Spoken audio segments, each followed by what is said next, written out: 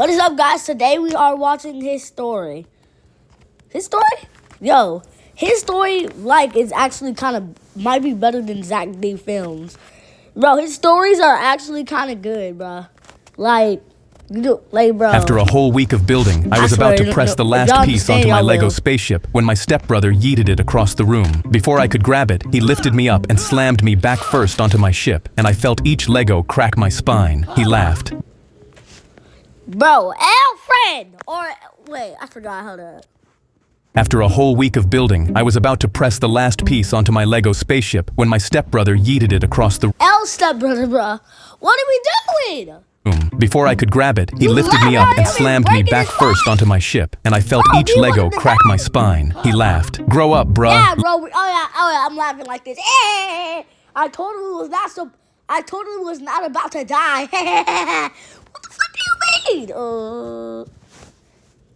Legos are baby toys. He walked off smiling. Bro, oh my goodness, if you walk ear to ear while I limped up, my ship scattered across the floor. He did this every single time, and I could never once finish a build. So I got back down and started from scratch, my back aching, hoping this was the last time. But the next day, I got it to the last piece again, and my stepbrother snatched it right out of my fingers. He dangled it above my head, smirking. Aw. I feel like the stepbrothers just do that just so he can literally just have fun. But he's literally just doing it in the weirdest way. Your baby piece? Jump for it. I knew he was rage baiting, but I jumped anyway, and he yanked it higher, laughing every time I missed. Give it back! But he took off, and I chased him down the hall. My fingers grazed the kids when they want their iPad back. In his fist before he stuck his leg out and tripped me, and I hit the floor hard. I scrambled up and sprinted after him into the bathroom, where he held the piece over the toilet. You'll never be able to finish your stupid baby Lego set. I reached out for it, but he dropped it in and flushed, laughing. Then he grabbed the back of my neck and dunked my head toward the bowl. Go get it, loser! I came up soaked, my whole body trembling with anger, and I knew— This is just his story. I mean, this is Make's story.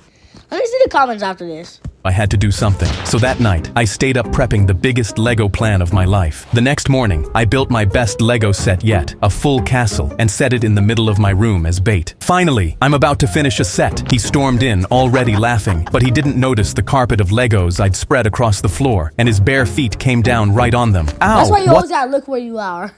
That's why you gotta always look down when you're walking. He stumbled back into the door, and it tipped the bucket of Legos I'd balanced on top, burying him. I laughed as he thrashed, slipped, and came crashing down spine first onto the pile, right where he'd slammed me 100— Bro, that's kind of a little messed up, bro. But you kind of deserved it, but bro, he felt more pain than you.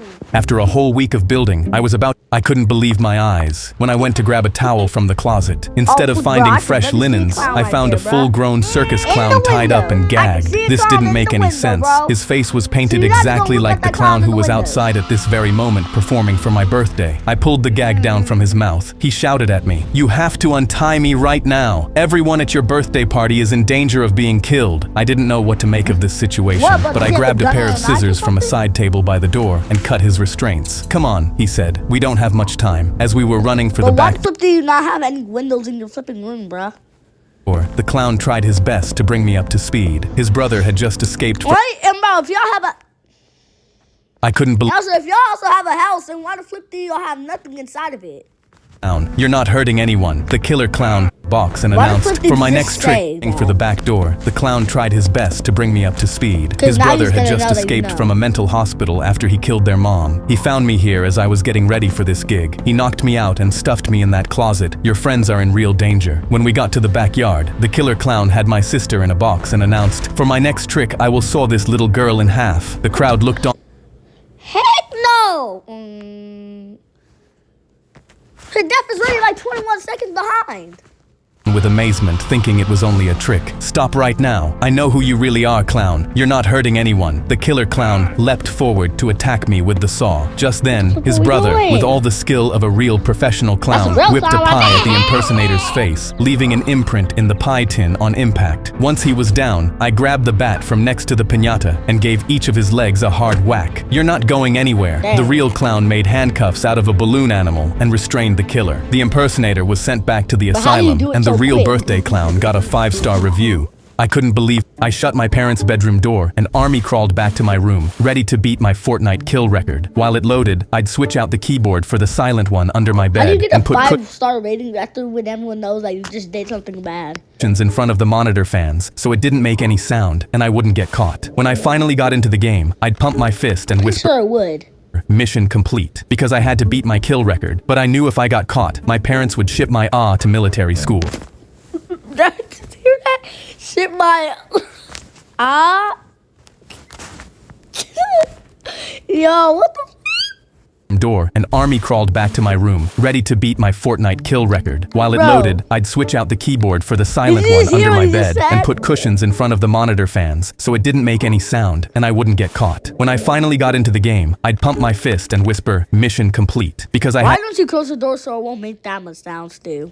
to beat my kill record, but I knew if I got caught, my parents would ship my to military Yo, that's crazy. They gonna whoop you all the way to military school. What he means, bro, he gonna go to the other side of the place. school. But one night, I just slayed my opponent when I got third-partied by the enemy squad. My blood was boiling and I slammed both fists on the desk. You Bro, do you know not how to be that loud? stupid you can't even do anything right.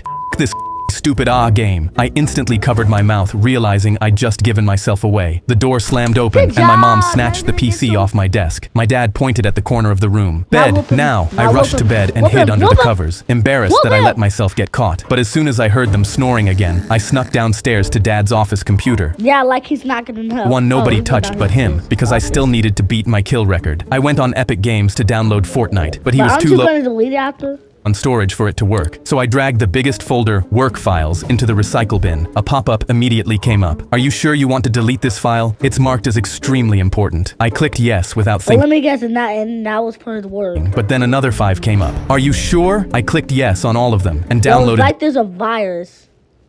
game without a second thought. I played for hours, but I still wasn't getting close to my kill record. But then the sun started rising. Upstairs, I could hear my parents getting ready for work. I right-clicked to restore my dad's files, but it wasn't coming up. Beads of sweat poured down my forehead as post-gaming clarity hit me. Did I just delete my dad's work files? but you I gonna clicked every already folder, notice, desperately you searching lied. for a way to undo it, and I clicked Invoices 2019. But when I saw what was inside, my heart dropped. Rocket League, Elden Ring, Minecraft, last played at 1:52 a.m. I gasped, because this meant my dad was a late-night gamer in secret too. The door opened behind me, and Dad stood there dressed for work, reading both our secrets off one screen. I started hyperventilating. Dad, I think I deleted all your work files. He plugged a drive I'd never seen into the tower, and had every file I'd deleted back in 3 clicks. My eyes widened with shock, but he just shrugged. A man with a secret keeps backups. We locked eyes and he said, every night you wait for us to fall asleep until you game. I just wait for your mom. That night I was in bed by 9, when my door creaked open, and Dad stood in the hallway light with cushions and my silent keyboard. He winked. She's asleep. Time to beat your kill record, kid. I shut my parents' bedroom door. Yo, and imagine. I bought a That'd parrot be for my so 12th good. birthday and swore I'd give it the best you life can't believe possible. that. But the next day Yeah, I I'm came gonna home sleep. and saw my brother swinging his baseball bat at my parrot's cage. My parrot was screeching and cowering in fear while my brother laughed. It sounds so much cooler when it's scared. I pushed him away and told him No, to it get out, doesn't, but bro. he You just trying to dropped his bat fucking and hit him with a laughed. dang I'm not window. done with that parrot yet. He walked out, and I instantly stuck my hand through the bars, promising my parrot I wouldn't let my brother hurt it. But next morning, I had to leave for school, and when I returned, my parrot had a bruise on its wing and was I now was guessing it's probably gonna happen, bro. Oh, ask now. Yeah. mimicking the sounds of a bat hitting its cage. I instantly knew my brother had Mimicking? tormented it, so I stormed into his room with my fists clenched in anger. I know you hurt my parrot, but he just smirked. I didn't hurt your stupid parrot, but if I did, Why the fuck did you smart then? what would you even do about it? I went red and stormed out of the room, then immediately ordered a camera. I felt crazy actually putting a camera in my room and aiming at my parrot. Then I pet my parrot and left. But how 15 the minutes heck did you do it all by yourself? later, I already had a And how the heck do you have money if you're at school? notification. My brother and his Probably friend 'cause were you in got my a room. day's allowance. My brother was batting the cage, while his friend held a lighter through the bars, flicking the female near my parrot. I instantly sprinted home with my stomach in Bro, but you got school. My parrot was screeching, flying against its cage, trying to get out. I ran at them, but then my brother hit the cage one more time, and my parrot's eyes closed shut. It collapsed and slumped to the cage floor, having a heart attack from the fear. I Heart screamed. attack? No, and that's when my brother and his friend turned around. I guess I was hitting your parrot after all, so what are you gonna do about it? Tears of rage filled my eyes as I didn't care that they were bigger. I ran straight at them without thinking and shoved them hard. They tipped and fell out of our window, screaming as they hit the bushes. They lay there, and that's when I grabbed my bird food I'd used to feed my parrot. I dumped the entire bag on the window and watched as dozens of birds swarmed them and began pecking them. Then I turned to my parrot, an unconscious parrot, and picked it up from its cage. My face lit up. It had a heartbeat. I bought a parrot for my 12th birthday. I had just eaten a $40 steak when I waved my hand in the air and called out, "Waiter, waiter, this steak is cold. I want a refund." The waiter walked over and shook his head. "Are you insane? You already ate the steak." I told him I was perfectly sane, and the steak was obviously cold. My date sat across from me with her mouth wide open, so I winked at her. "Watch, babe, this is how you get a free meal." She didn't say anything, but I knew she was impressed, and once she saw how smart I was, she was never going to break up with me. The waiter dropped his arms in defeat. Bro, I don't think she wants to. I don't think that's what she thinks. I think she really wants to say that. Just act like a normal person. I can get you a free brownie. A brownie was not the plan. The plan only worked if the whole meal was free, so I doubled down. "There's hair in this meat. Take the entire steak off my bill." But he looked at my plate, wiped clean to the bone, and raised his voice. "Sir, with all due respect, are you crazy?" My date sank in her seat and whispered, "I'm so sorry about him." I didn't get why she was apologizing because I was doing this for us, but the waiter looked her in the eyes, smiled, and filled her glass to the brim. "No trouble at all, ma'am." That made me Favoritism. What the flip are we doing, bro? even angrier, so I drove my knee into the table leg hard enough to make her glass jump. "Get me a manager, now." I watched him slide her glass away from the mess I was making. She looked up at him and smiled, but she had never smiled. Looks like you're losing your day, bro. I'm not gonna lie, you kind of deserve your day, bro. Can you stop being a little toxic?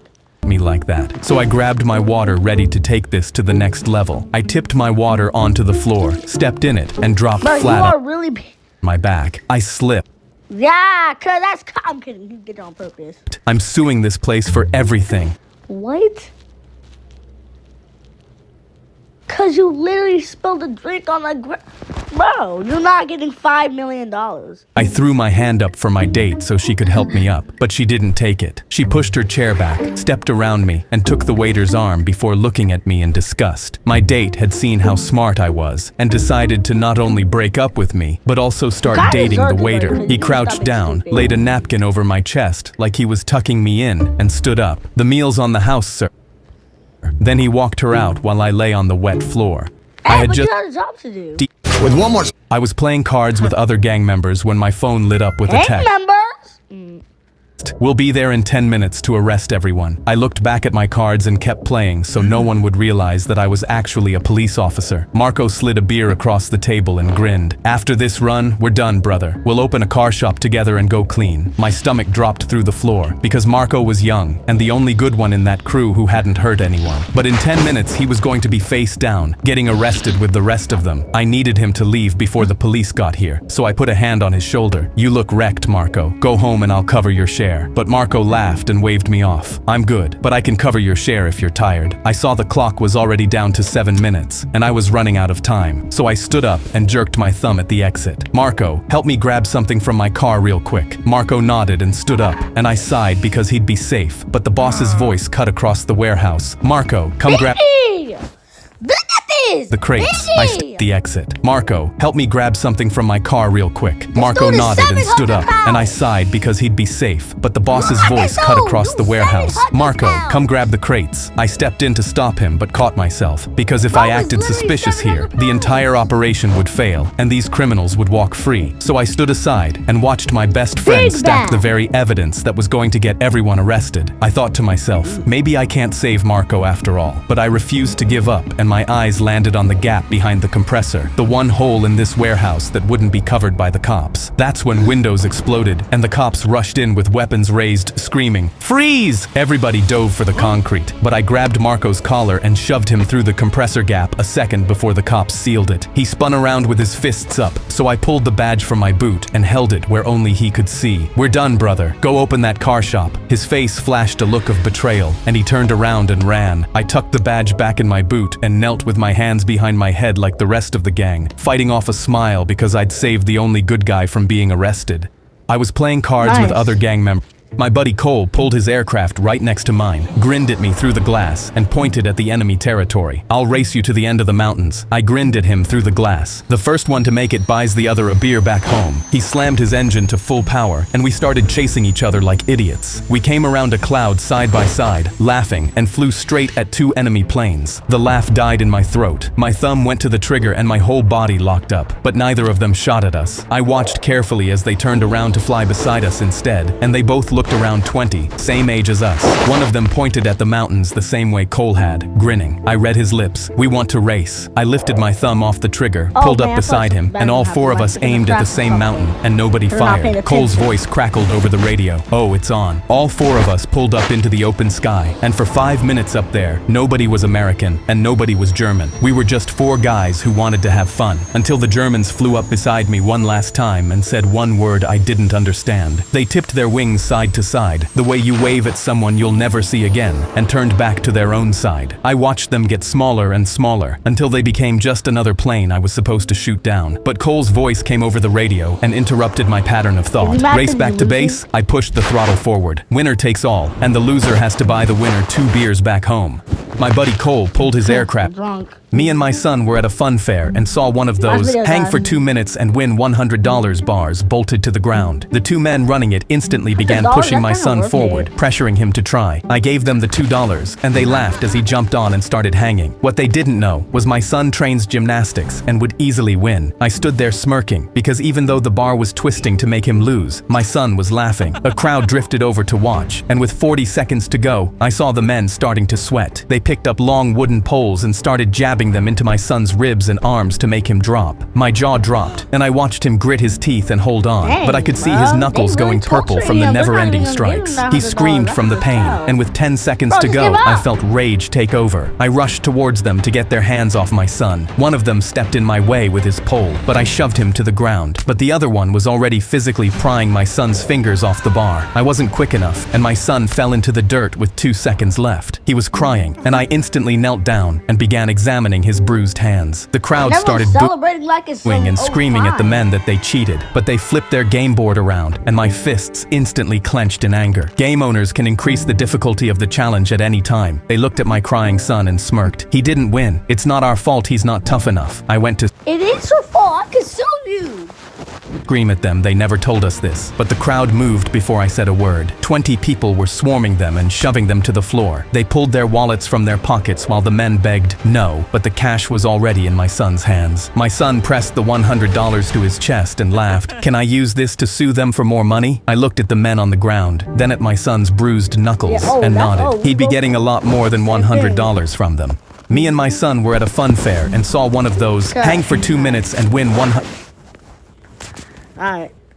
Guys, have a great bars day. bolted to the ground. The 2 men running it instantly began pushing my son forward.